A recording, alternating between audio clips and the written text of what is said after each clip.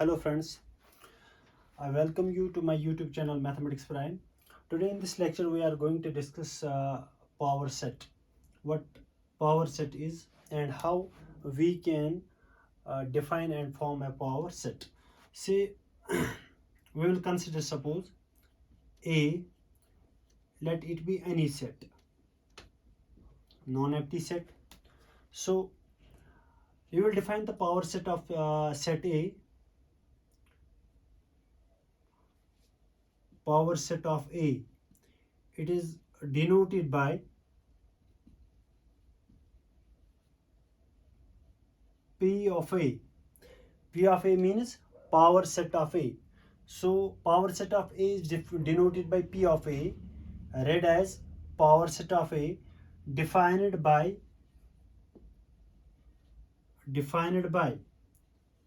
set of all subsets of set A. Set of all subsets of set A. That means power set of a set is defined to be the collection of all the subsets of the set. Collection of all the subsets of the set, that is known as power set. So for example, if you have set A, it contains say A comma B, two elements. So we can define the power set of this by, first of all we will write the subsets of set A are. Set ए की कौन कौन से subsets है, तो पहला subset क्या होगा, पहला सबसेट होगा ए, एलिमेंट ए से एक सबसेट बनेगा, फिर बनेगा एलिमेंट बी से दूसरा सबसेट, फिर बनेगा अगर हम ए और बी को कंबाइन करेंगे A comma B, it will be the third subset. इसके बाद आपको पता है कि हमने पहले ही बताया कि फाइव जो है it is subset of every set. Five is subset of every set. So and every set is subset of itself. So this set contains this set has all the four subsets as phi, a, then b, and after then a comma b, which is itself the set. So we can write therefore power set p of a, that is equal to the collection of all these subsets, means that set of all these subsets we can write phi A, B, A comma B. और इस तरीके से हमने इनको इन सारे जो subsets of set ए, इनको हमने इनक्लोज करना है with in the two curly braces separated by commas. So we will define it as the power set of A.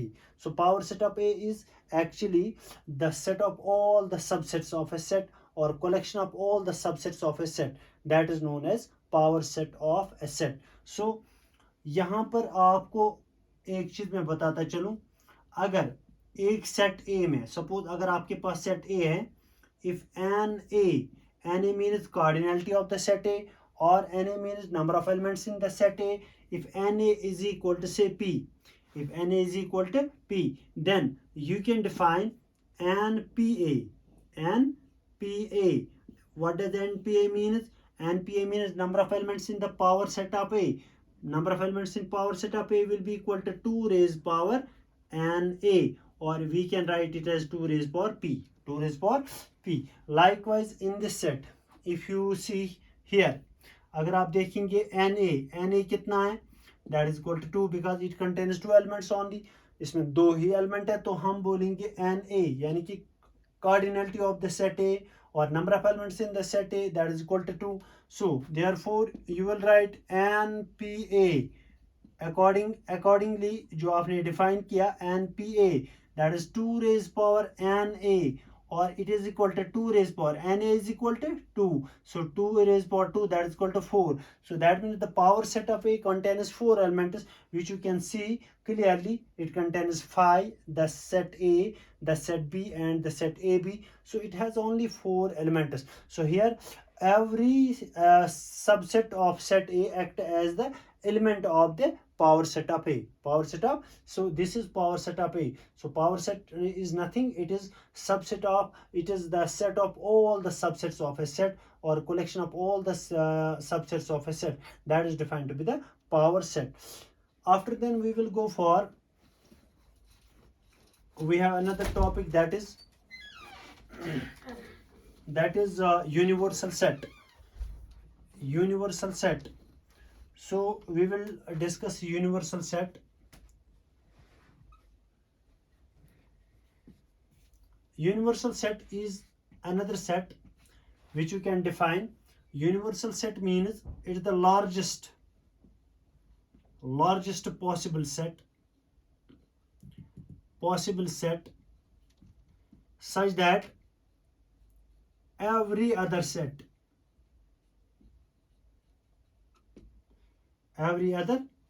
is it a subset. Every other set is it a subset. So largest possible set such that every other set is it a subset. Largest possible. So it is denoted by, हम denote इसको करते हैं you से, like this capital you, बड़ा ही बनाते हैं हम. So this is universal set. Like universal set mean largest possible set, यानी सबसे बड़ा सेट. सबसे बड़ा सेट, ताकि हर कोई सेट इसका सबसेट होगा. ठीक है. तो आप लीजिए सपोज यूनिवर्सल सेट में लूंगा set of real numbers, set of real numbers. We can define universal sets as of our choice. So यहाँ पे universal set आपने define किया set of real numbers, और इसके बाद आप n कर रहे हैं set of natural numbers. You know that. इसके बाद आप से q कर रहे हैं set of rational numbers. इसी तरीके से आप r कर रहे हैं set of this say t is set of rational numbers, z is set of integers. इसी तरीके से and so on आप different sets बनाते हैं. तो here you see that all these sets are the subsets of the universal set. What is universal set? Set of real numbers. Natural numbers are contained in the set of real numbers, and set of rational numbers that are also contained in the set of real numbers. Further, irrational numbers are contained in the real numbers, and integers are also contained in the real numbers. Whole numbers are contained in the real numbers. So you can say that set of real numbers is the universal set for all these sets. So universal set is the largest possible set such that every other set is it is subset. इसी तरीके से आप यहाँ पर अगर आप universal set और एक example देंगे, say you can be define universal set as 1 2 3 4 5 6 7 8 9 से. इसी तरीके से आप डिफरेंट सेट्स बनाएंगे. अब यहाँ पे 1 3 5 ये एक सेट होगा. इसी तरीके से आप बी बनाएंगे दूसरा सेट, 2 4 6 ये दूसरा सेट होगा. सी बनाएंगे तीसरा सेट, 2 3 5. तो ये बने. इसी तरीके से आप डिफरेंट सेट्स आप इस सेट के बना सकते हैं. But you see that all these sets are subsets of the universal set. All these sets are contained in the universal set. So we will say that use the universal set, and all these sets are there, are the subsets of the universal set. So this was universal set, and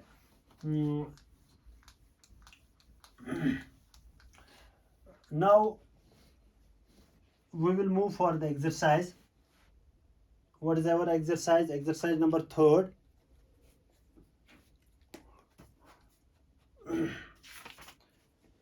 exercise 1.3.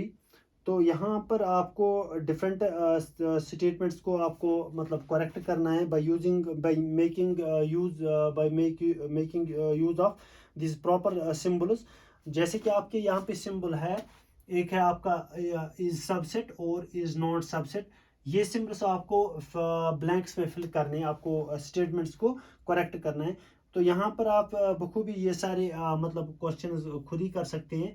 तो यहाँ पर जो मैंने एक part choose किया, suppose A B C it is set, and यहाँ पर blank space है, और यहाँ पर दूसरा सेट है बी सी डी. तो अब आपने यहाँ पे क्या करना है, यहाँ पर ये सिंबल्स, इन सिंबल्स में से आपको कौन सा सिंबल यहाँ पे अप्रोप्रिएट सिंबल आपको यूज करना है. तो आप देखेंगे यहाँ पे ए बी सी, और यहाँ पे क्या है बी सी डी. तो यहाँ पर फर्स्ट सेट का जो हर कोई एलिमेंट यहाँ पे है ए बी सी, वो यहाँ पे सेकंड सेट में प्रेजेंट नहीं है. So as you see that first set contains A but the second set doesn't contains A. तो यहाँ पर हम क्या कहेंगे, तो पहला सेट जो है इसका हर कोई एलिमेंट सेकंड सेट में नहीं है. So we will write the symbol is not subset. So first set is not subset of the second set. इसी तरीके से आपको डिफरेंट यहाँ पर और एक है, जैसे exercise the circle in a plan and exercise the circle in the same plan with radius 1 unit. ये चौथा पार्ट है आपका फर्स्ट क्वेश्चन का. हमने यहाँ पे एक्सरसाइज 1.3 को उठाया है. तो यहाँ पर आपने देखना है exercise the circle in the plan. X एक सर्कल है प्लान में, एक प्लान में आपने एक सर्कल डिफाइन किया. और दूसरा सेट, ये पहला सेट है, it is a circle in the plan and you don't know the radius of this circle, whether the radius is 1 unit और इट इज 2 यूनिट और it is 3 unit, whatsoever the radius of the circle may be. So but the first set contains all the circles in the plan. ठीक है. तो इसी तरीके से आपका दूसरा सेट जो है, it is a circle in the same plan but of radius 1 unit. तो दूसरे सेट में वही सर्कल्स आते हैं लाइक दिस, मान के चलते हैं. तो इसी तरीके से बेशुमार सर्कल्स आते हैं बट हर एक सर्कल का जो रेडियस है that is 1 unit, that is 1 unit.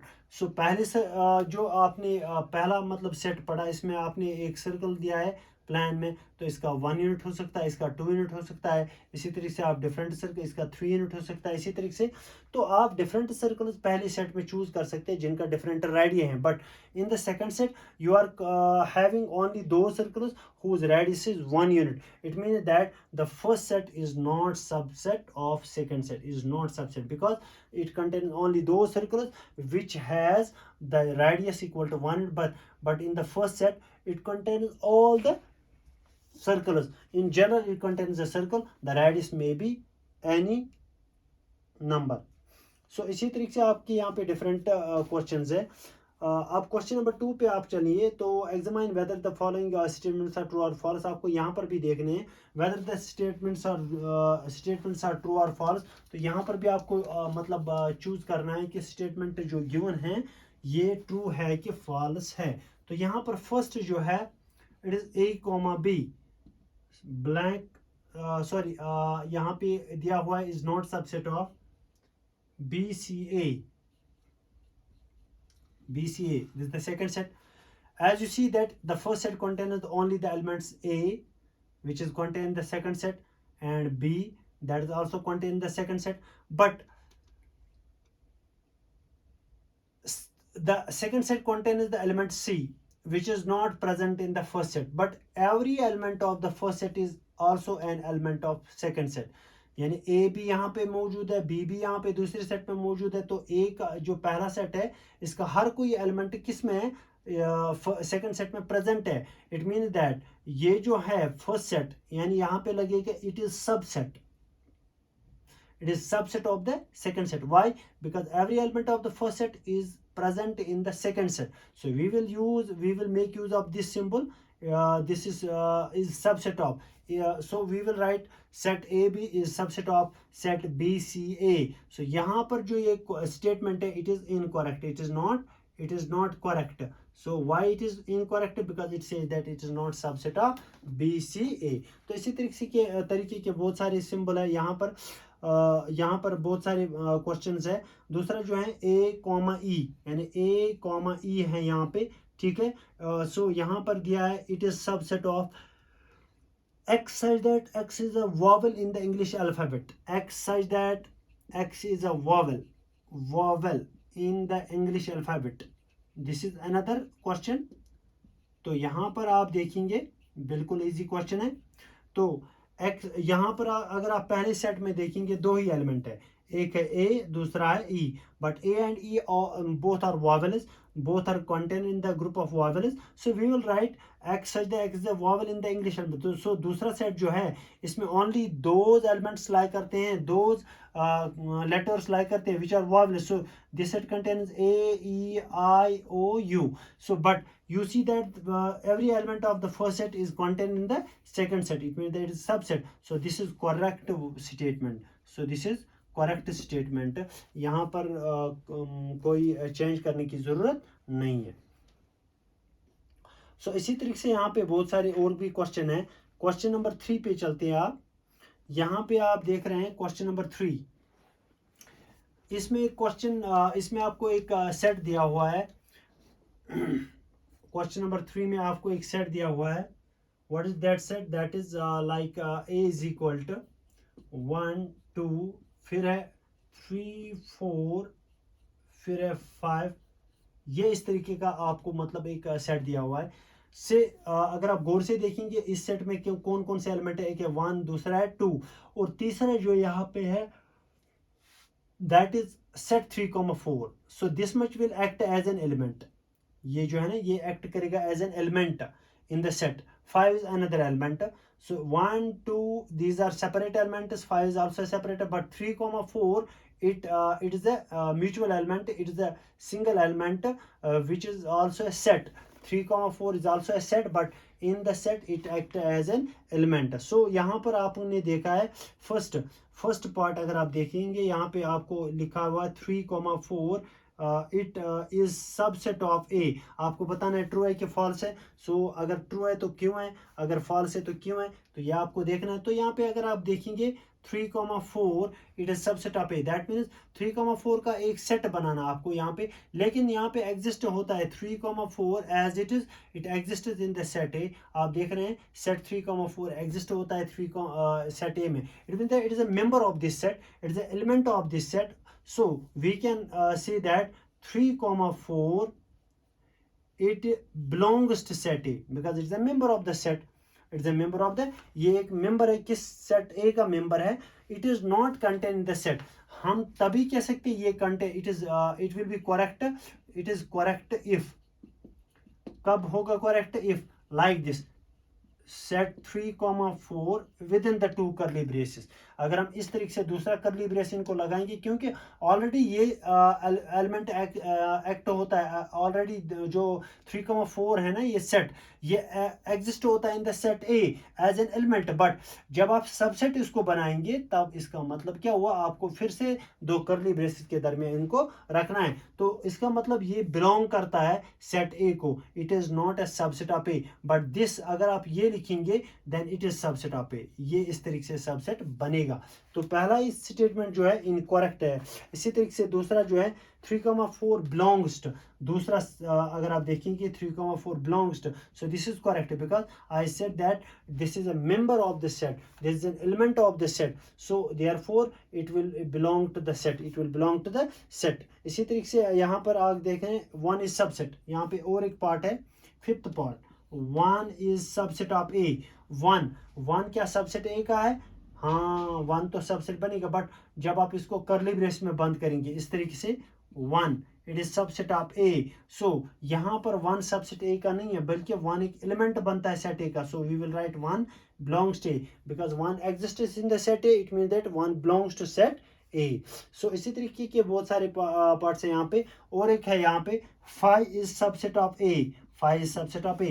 As you know that 5 is subset of every set, so we can write, there is no restriction, we can write 5 is subset of A।